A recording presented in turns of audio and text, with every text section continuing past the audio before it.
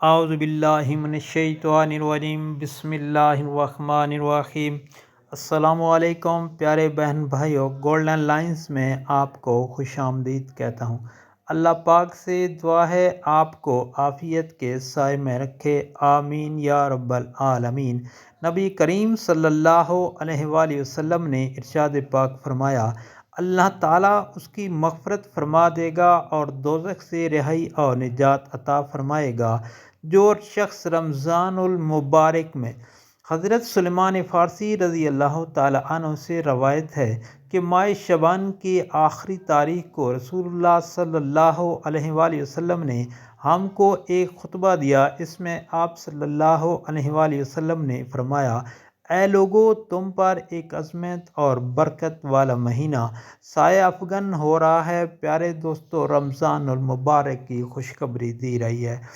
اس مبارک مہینہ کی ایک رات شب قدر 1000 مہینوں سے بہتر ہے۔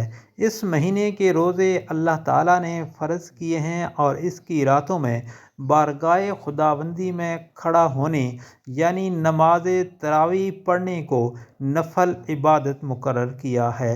پیارے دوستو، نماز تراویح کی بہت بڑی فضیلت ہے رمضان المبارک میں، جس کا بہت بڑا ثواب رکھا ہے۔ جو شخص اس مہینے میں اللہ کی رضا اور اس کا قرب حاصل کرنے کے لیے کوئی غیر فرض عبادت یعنی فرض کے علاوہ سنت یا نفل ادا کرے گا تو اس کو دوسرے زمانہ کے فرضوں کے برابر ثواب ملے گا، اور اس مہینے میں فرض ادا کرنے کا ثواب دوسرے زمانہ کے 70 فرضوں کے برابر ہے۔ یہ صبر کا مہینہ ہے اور صبر کا بدلہ جنت ہے۔ یہ ہمدردی اور غم خواری کا مہینہ ہے اور یہی وہ مہینہ ہے جس میں مومن بندوں کے رزق میں اضافہ کیا جاتا ہے، یعنی مومن بندوں کے رزق میں اضافہ ہو جاتا ہے۔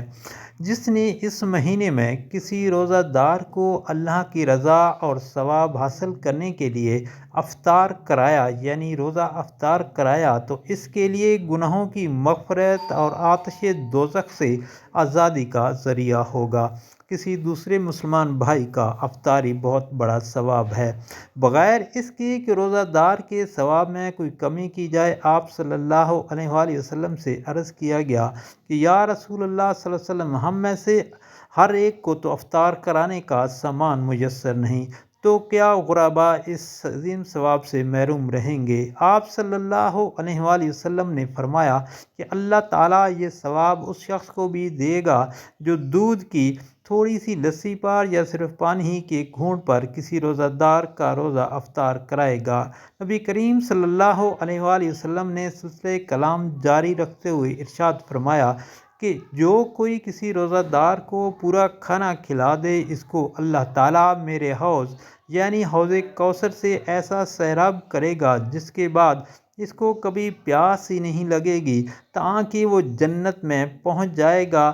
اس کے بعد آپ صلی اللہ علیہ وآلہ وسلم نے ارشاد پاک فرمایا، اس ماہ مبارک کا ابتدائی حصہ رحمت، درمیانی حصہ مغفرت اور آخری حصہ آتش دوزخ سے آزادی ہے۔ اس کے بعد آپ صلی اللہ علیہ وآلہ وسلم نے فرمایا، اور جو کوئی آدمی اس مہینے میں اپنے غلام و خادم کے کام میں تخفیف اور کمی کر دے گا۔